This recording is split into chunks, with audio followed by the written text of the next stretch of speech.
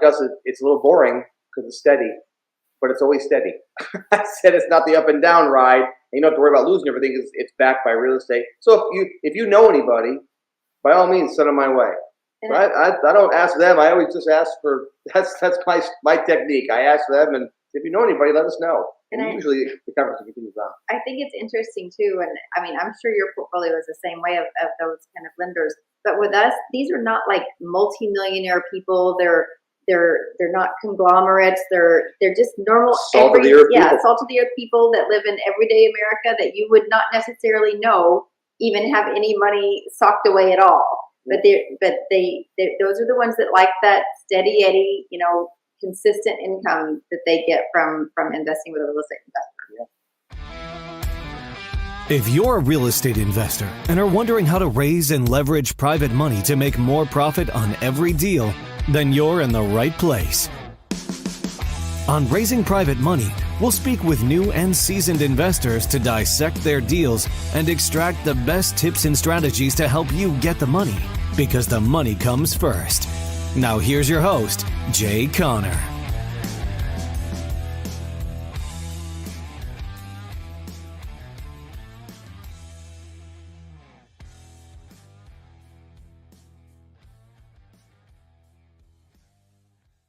Imagine what you will feel like having all the private money you would ever want for your real estate deals. Well, my guests today have flipped 583 houses using private money. And I'm not talking about hard money or hard money brokers. I'm talking about private money. My guests today are Glen and Amber Schworm. Glen and Amber are about to share with you how private money absolutely transformed their real estate investing business. They're also about to reveal where and how they find all these private money lenders. If you want private money for your deals, don't miss a second of this episode. Let's dive in right now. And today I'm so excited to have some very dear friends of mine and Carol Joy's. We're in mastermind groups together, and wow, have they got experience to share with you on raising a bunch of private money, how they've gone about it. In addition to all that, they have already flipped over 1,000 houses with complete success, and they valued it over $100 million and counting. So let me tell you something. They know a thing or two, you reckon, about real estate investing. Now, they started their career in real estate really out of sheer desperation. They had like over $80,000 in credit card debt. Maybe you can relate to that. Hope not. Anyway, they had a lot of credit card debt, and they needed to make a lot of money like really fast to get out from under that huge burden that was like keeping them awake every night. So what did they do? In 2007, they flipped their first house. They made $17,000 on that first one. Then they went to their second house, and then that one they doubled. They profited $33,000 in 33 days. So they knew that they were onto something. So as I said, they've now flipped over 1,000 houses. Private money has been a big part of their success. They didn't have really any formal education in real estate investing, but their knowledge comes from hands-on, doing it day in and day in and day out, real life experiences. Well, what some people call the school of hard knocks, and a strong desire for a better life for themselves and their family. So you know what? They kick to the curb the 9 to 5. They're making their own rules. They're setting their own schedule, and they are enjoying wealth and freedom. And guess what? By listening to my good guests today, you will be on your road to enjoying the same kind of wealth and freedom that they do. And so I want to welcome to the show my good friends, Glen and Amber Schworm. Glen and Amber, welcome to the show. My first question, you all, is, your first flip that you did, 17,000 profit. The second flip you did, 33,000 profit. Did private money have anything to do with those deals, or was those different kinds of deals? No, we started we bought our first rental in 03, and then we started flipping houses in 07. Feels like forever ago. And we used a bank for the first note because you get money pretty easy back then. And then we used credit cards to do the renovation. and we did our first 2 houses that way. We thought we had the formula figured out. Then we got in trouble because all of a sudden 2008 comes, and the bank and the broker that I knew said, "Hey, Glenn, I don't have that program anymore for you." I said, "Well, you can get it for me. We're friends." He goes, "Dude, I can't get it for me." He said, "Those programs are gone." And the problem was, we had how many? 2 houses under contract right then. We didn't know how we were going to buy them. Yeah, we were under contract, had deposits, and they pulled the money out, and these were good deals. And we're like, And we had good credit. but we were screwed. There was, hard money wasn't really a thing back then, besides from Guido, the killer pimp. And we're trying to figure out how to. We're like, I didn't know what to do on those deals, and it was about that time. So the funny story, Jay. I don't know if I ever told you this, but I want to make sure I tell you. Your voice is very distinct. And when I first met you, I'm like, wait a minute. I've heard that voice before. And I heard it. I don't know where I got it, but I had a CD from some other guru, and you were a speaker. And somehow your name wasn't on it. Like, I didn't hear, there was no way to contact you. It wasn't like social media was big back then, right? So it wasn't so easy just to Google you and find you. That wasn't really a thing. I remember hearing this voice, and you talked all about how you were raising private money and how you put together this lender packet and all this stuff. And I'm like, that's a heck of an idea. And so, not knowing anything about even how to reach you, we figured it out. It was hard. It was hard to figure it out. Like, I so wish I just had a formula from you. That would have been easier. You were an inspiration You were. without even knowing it. Yeah, it took us a long time to do it on our own, but you were an inspiration to figure it out.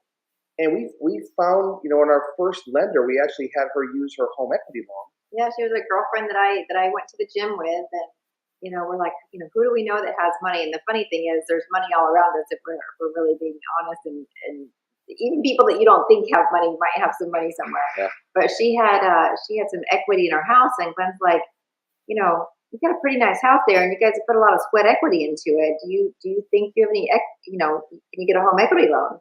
Well, long story short, she got a home equity loan. At the time, she was paying 3 or 4%. I forget the exact numbers, but 3 or 4%. And at that time, money was a little more expensive, so we were paying 14%.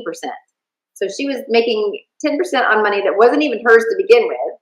She put her kids through private school education. She's still an investor to this day. 15 years later, yeah. On money that wasn't even hers. That one launching pad, Jay, took us from, we started to use that formula, not just home equity, but other people's stuff. We started to figure it all out. It took a long time to figure out a lot of things I know you teach now that I wish I could have had that would have made my life a lot simpler. And we raised about $5 million in private investor funds, and that we use that to this day to flip our house. We don't use our own money hardly ever. And then another one of the houses that we bought really early on, it was probably one of our first 5 deals, the Riggy's house, or the house on Riggy. We're at the closing table, and the people that we bought the house on, they were making 60, 70 grand on the sale of the house. So we're sitting there at the closing table, and I said, hey, what you going to do with that profit? So they ended up being one of our private investors with that money. And then they've since turned over all of their, they IRA. put their money in a self-directed IRA, and they're all invested with us too. So we've had those same investors for 15 years. So long answer, but yeah, that's how we got started. Well, let me comment on, I mean, y'all just shared a lot of nuggets right there in a very short period of time. Yeah. And let me unpack some of what you just said, because what you just said is really, really important.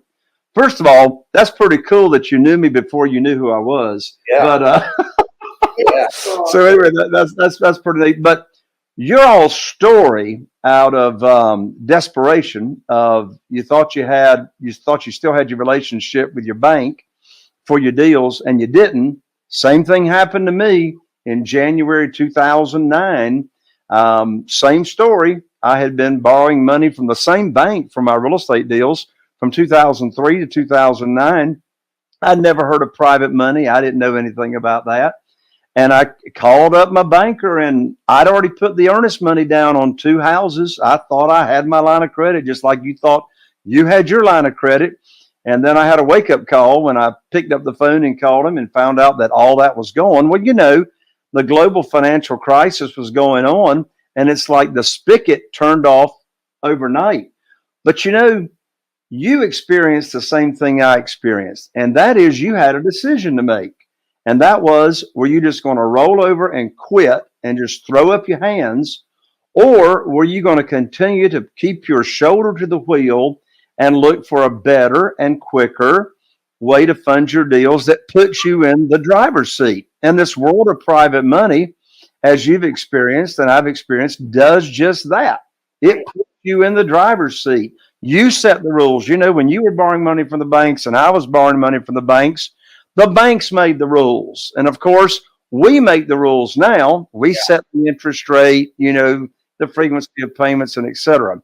Now, another thing that I want to really bring out and bring to the forefront is to what you all just shared. And you just talked about how one of your friends or connections or whatever had a home equity line or got an equity line of credit, and then they pulled down on that and funded your deal with their equity line of credit.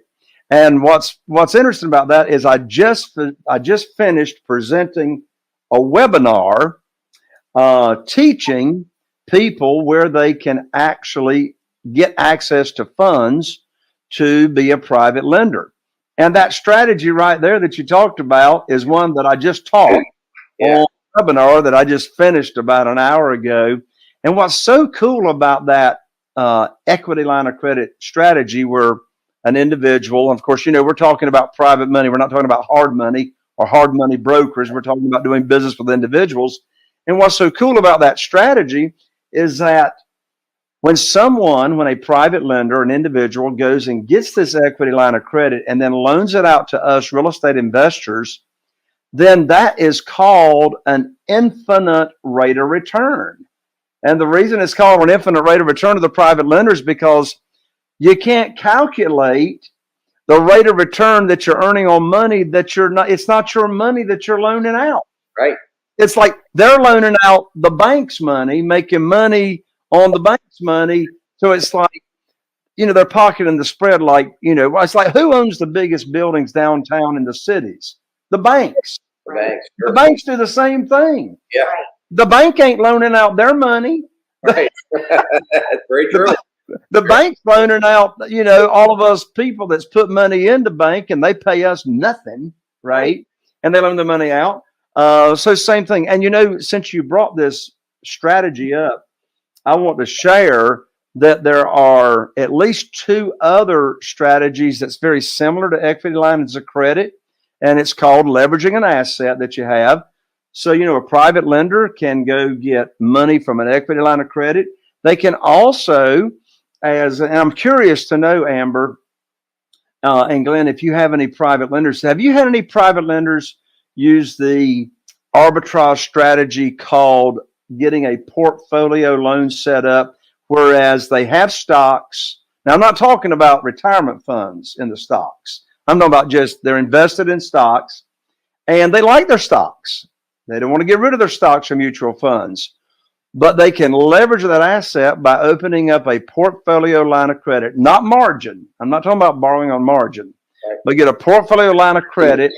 They can keep their stocks.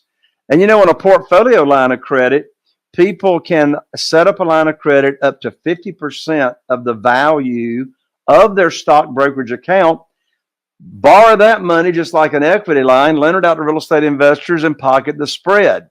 Have you had any private lenders do that? You know, I don't think so. I think early on we had one of our investors who's with us now who's all in self-directed IRA. I feel like early on we talked about that, but he never did that. So no, not a strategy we've used, but that's a great idea.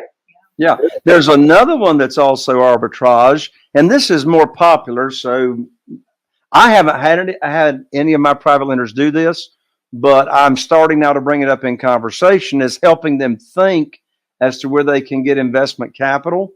And that is whole life insurance policies. Sure. You know, have you talk about how that strategy works? So we have not done that, but certainly the same thing. If you have a cash value built up in whole life policy, you can borrow against that, right?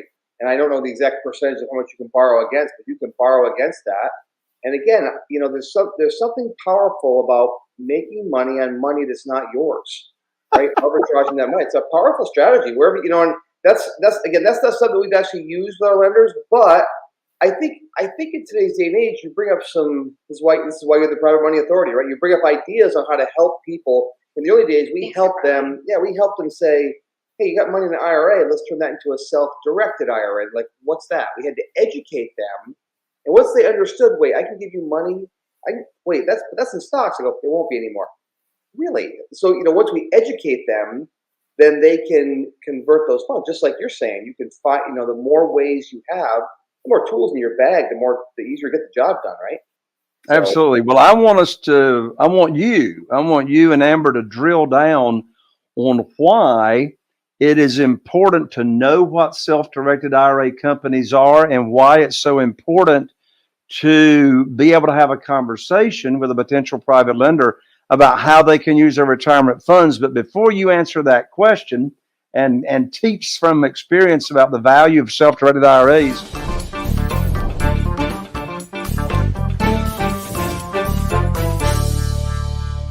let's give away a gift right now. I'm so excited about this recent private money guide that I finished writing. It's called The 7 Reasons Why Private Money Will Skyrocket Your Real Estate Business and Help You Build Incredible Wealth. Listen, if you want funding for your deals without relying on banks and hard money lenders and such, you want to download this guide for free. This will get you on the fast track to private money and getting more money than you can use to actually invest in your deals. Download this private money guide for free at www.jayconner.com/money guide. That's jayconner, jayconner.com/money guide. Download it for free. Get on the fast track to private money. So Amber and Glenn, talk to us about self-directed IRAs. What in the world is that? Why is it important to know about it? And then how do you work with your private lenders and self-directed IRAs? So self-directed IRA is just what it says, right? It's a way that you can take. Normally, when people have an IRA, or if they have a 401k that converts to an IRA or whatever, if they have any kind of an IRA, they have money in there that's growing tax deferred or tax free if it's a Roth. There's different versions. I won't dive down that rabbit hole. But traditionally, people have always expected that money goes in the stock market in some way, shape, or form. Well, that doesn't have to be the case once you educate people. So they can go through a third-party fiduciary company. There's several of them. There's a few good ones. There's other ones I don't know. So there's a few good ones. Equity Trust is one that we've used over the years. And a couple others, but these companies, these fiduciary companies, they will set up the account for your investor and they will keep them compliant with the IRS, because the IRS isn't like you messing around with your retirement funds if they're allowing you to grow tax deferred or tax free. They don't like you messing around with that unless they have a few guidelines. And a few guidelines are who you can lend to. Without going down, again, too much detail, there's certain people you can lend to in the family. You can lend on the family tree, you can lend this way, but not this way, or something like that. So there's a few things you can do, but there's structures around that. But these companies keep you compliant. So that way they help do the right paper, they keep you compliant, so the IRS leaves you alone, and they're okay with you using that. Because they don't want you just to have your retirement money and do it. Now, as a self-directed IRA, you don't have to put it just in real estate. You can invest in restaurants. You can invest in whatever you want, actually. There's a lot of things you can invest the money in non-secured and secured assets. Whatever, you can even put it back in stocks if you want to control the flow of it yourself. You can do that yourself inside your self-directed IRA. But those companies will keep you compliant. And to your third part of your question, Jay, you said, why is it important to educate? Well, that's early on. That's what we did. Our very first investor. First investor was Janie with the home equity. Then we had the investor that he was in the stock market and he had 850 or 880,000 in the stock market. And when the market crashed in 2008, he lost half of it. And he happened to get one of my packets that I heard from this guy who had an accent just like you, Jay. And I put this packet together and I sent it to a bunch of friends. He called me and said, "What is this thing you're doing?" I didn't talk to him in 2 or 3 years.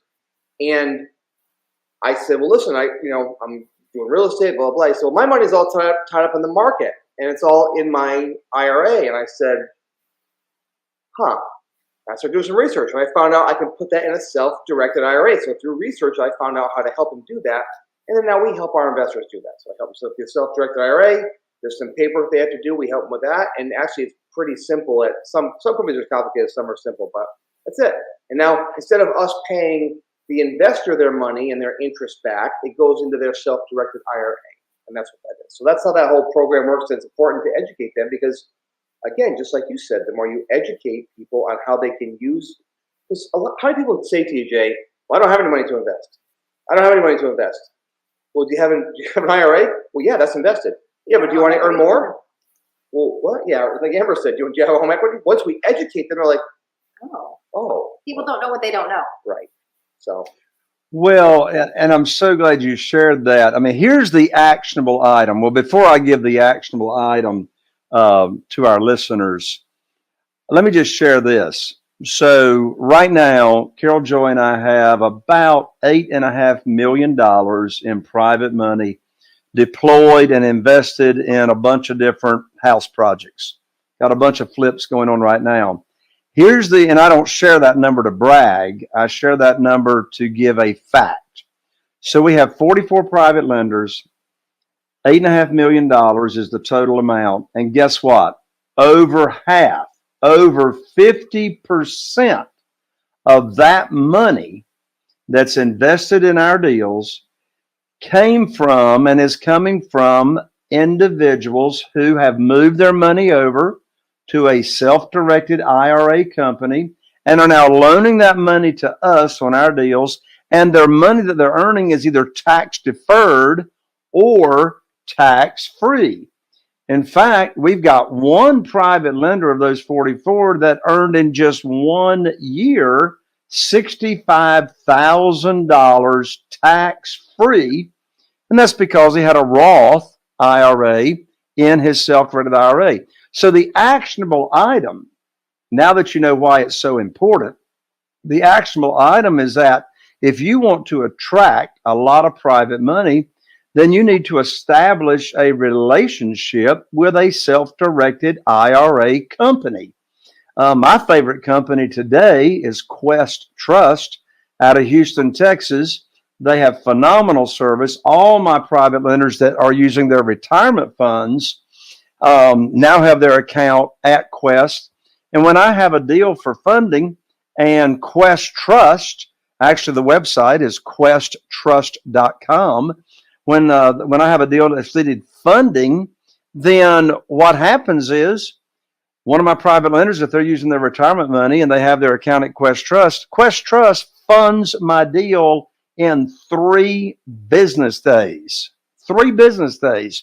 And that's so important because you'll get more offers accepted when you can actually close quicker, right? So that's why it's so important to have that relationship established. So, speaking of self-directed IRAs, I'm going to share with you, Amber and Glenn, one of my favorite ways to start a conversation. So I'm going to ask you this question in just a second. Well, I want you to answer it in just a minute. The question is, how do you start a conversation with a potential private lender that, is in your warm market, you got some kind of, association with? How do you start that conversation? I'm going to share first how I started, and then I want to hear how you started. Sure. I love questions, right?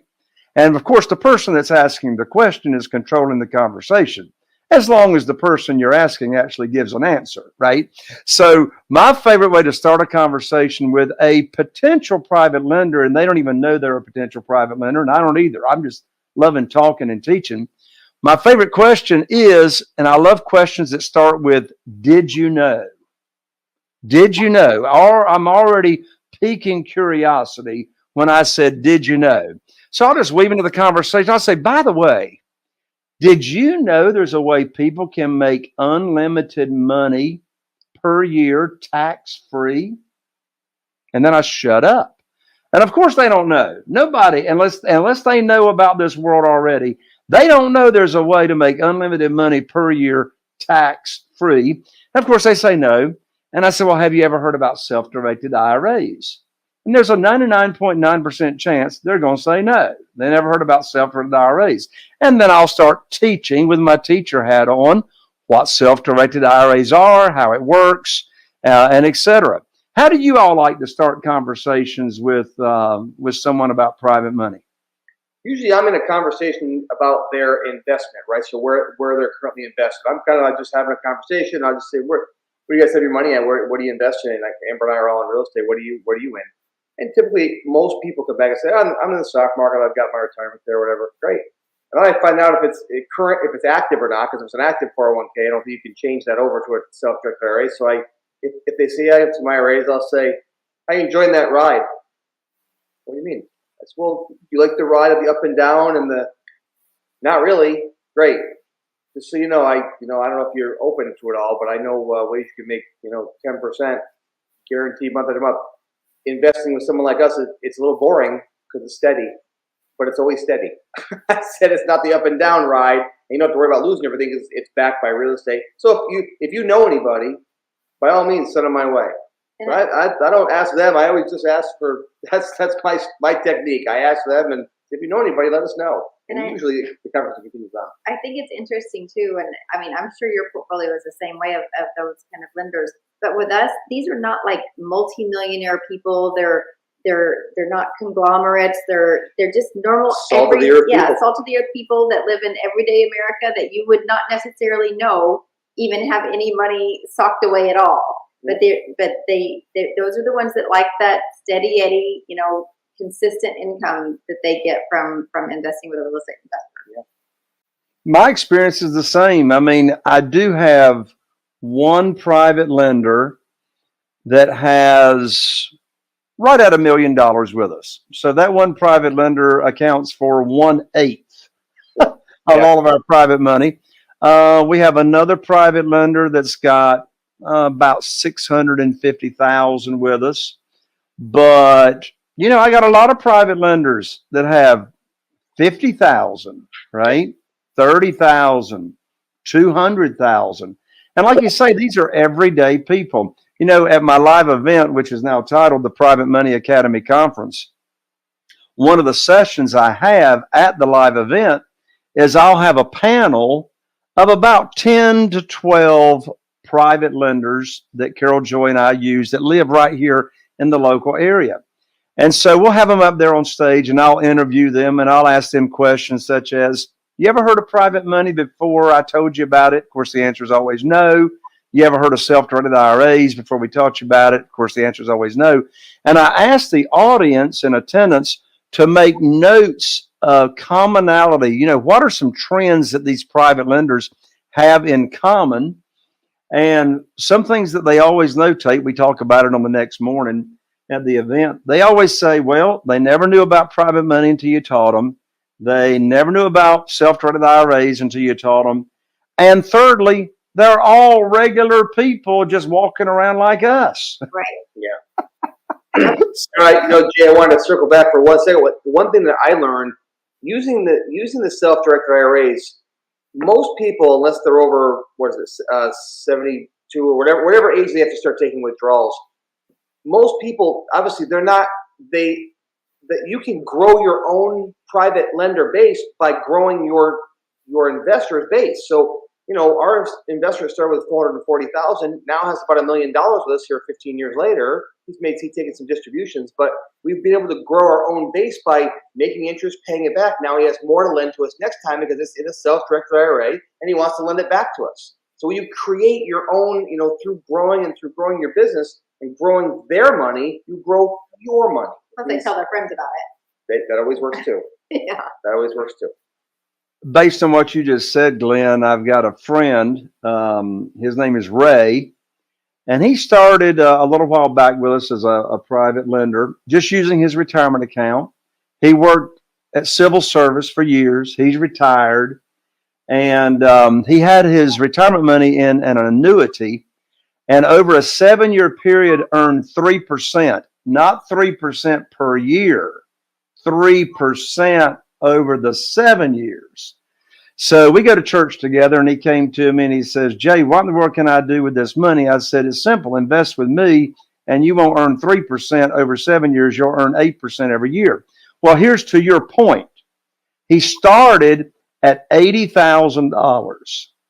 He now has in his retirement account over $200,000 based off of the interest that he accrues and earns. Of course, we structure a lot of our deals where there's no monthly payments. I mean, what real estate investor wouldn't love to buy a house, bring none of your own money to the closing table, bring home a big check, and make no monthly payments at all, and then when you sell it, cash out, pay your private lender back the principal amount, and along with the interest that they earned. But yeah, I mean, like you say, it's like they start out at a certain level. It grows. You have more private money at your disposal. And there's one thing I've learned. Let me ask you a question. When you have a new private lender starting with you too, do they always have more than they tell you? Oh yeah.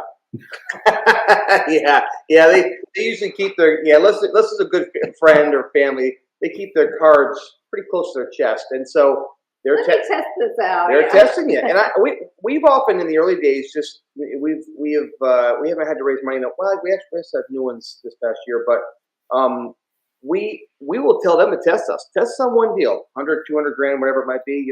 Test us out, see if you like us. If I know they have more, just test us out. Let us earn it. If you like the way this whole process feels, then we'll go on. Simple as that. I keep it real low key because at the time I probably only need money for one deal probably. So that's usually all I need. Right? If they say give you $1 million, it's hard to just deploy $1 million if you're trying to buy 4 or 5 houses. It's difficult to deploy that at any one given time. So it's better to spread. Well, and I know you all experienced the same thing I did, and anyone that does private money the way I do it and the way you all do it, you're going to run into a problem pretty quickly, and that is you're going to have more money at your disposal than you can put to work. Which, you know what?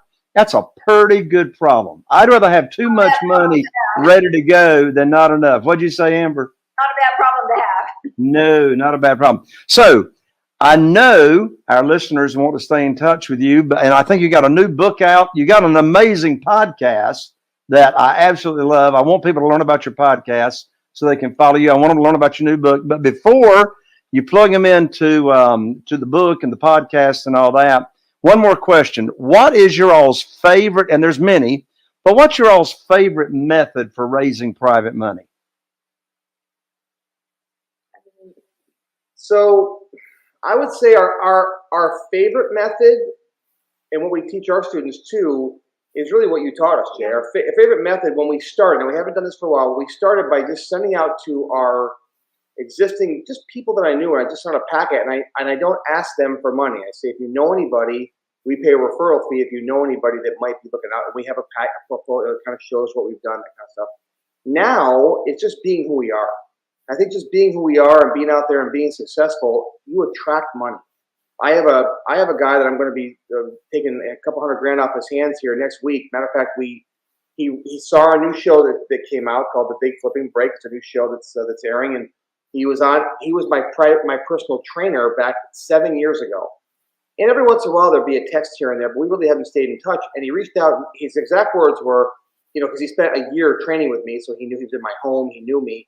He said, I got a couple $100 grand sitting on the sidelines. If there's anybody that I trust with that money, it's you. Could you tell me about, are you taking on any more private lenders? So I think just being who you are and letting people know what you do if you're a real estate investor. If you don't tell anybody what you do and you're not looking for money, then you'll never raise any. But also having integrity and operating with integrity and having that good reputation of always taking care of our investors has been a really big absolutely. Part of it. But I think for new people especially, right now we have it coming to us. We don't really have to ask for it too much anymore. But for new people, one of the keys for us in the beginning was taking that side door approach, like Glen was saying, because it takes the pressure off of just saying, hey, can I borrow money from you? Or hey, do you have any money? Yeah. It's, hey, who do you know of? Here's what I've got going on. And I know you have a great circle of friends. Who do you know of that might be interested in something like this? And taking that side door approach was really helpful. For sure. You know what? I had the same experience, and that was my very first private lender. I told him I needed his help to refer people to me, and the next day he had $250,000. Right? Funny, yeah. My first guy called me and said, "Well, what about me? I said, and I didn't give it to her right away. I said, well, I don't know. What about you? You know, and that's Oh, mercy. Well, look, I mean, you all, I could talk with you all day about our favorite subject, but I know you're needing to jump and head to another appointment. So please share right now your new book, the podcast. How can people follow you? Because I know they want to hear more. Yeah, we do have a lot going on. So the best way to find us is just to go to glenandamber.com, and that has links to our book, our TV show, our podcast, all of our social media platforms, our workshop. I mean, you name it, it's on that website. So glenandamber.com. Yeah, we'd love to connect. So let's spell that out. Let's spell that out for them. So that's www.glen, Glenn, and A-N-D, Amber, AMBER.com, glenandamber.com, and that'll get you all plugged in. Go ahead, Glenn. You were saying something. No, that was it. Just whatever she said. I'm good. That's awesome. Well, look, thank you so much for joining me on Raising Private Money. Dave, thanks for having us, and thanks for doing what you do, man, because you inspired us 15 years ago, 16 years ago. You didn't even know it. I didn't even know who you were until I heard your voice and went, huh, that sounds familiar. Yeah. I remember that voice all those years, so thank you, my friend. Thanks so much, Dave. It's always a pleasure talking to you. Awesome. God bless y'all. I love you. That's from me and Carol Joy, and look forward to seeing you soon at another mastermind meeting. See you soon. See you soon. All right. There you have it, my friend. I'm Jay Conner, the Private Money Authority, wishing you all the best. And guess what? Just like you just heard from Glenn and Amber, I need your help. How do I need your help? I need you to share this show. If you found it to be valuable, share this show with at least one friend that can make a difference. If you're watching on or listening on iTunes, there's 3 dots in the upper right-hand corner right there. Be sure to follow so you don't miss out. And if you are watching on YouTube or any of our other video channels, be sure to subscribe. Click that bell on YouTube so you don't miss out on any of the upcoming shows. And so we're looking forward to seeing you right here on the next Raising Private Money. Are you feeling inspired by the knowledge you gained in this episode? Then head over to jconner.com/moneyguide. That's jconner.com/moneyguide and download your free guide that shares 7 reasons why private money will skyrocket your real estate investing business right now. Again, that's jconner.com/moneyguide to get your free guide. We'll see you next time on Raising Private Money with Jay Conner.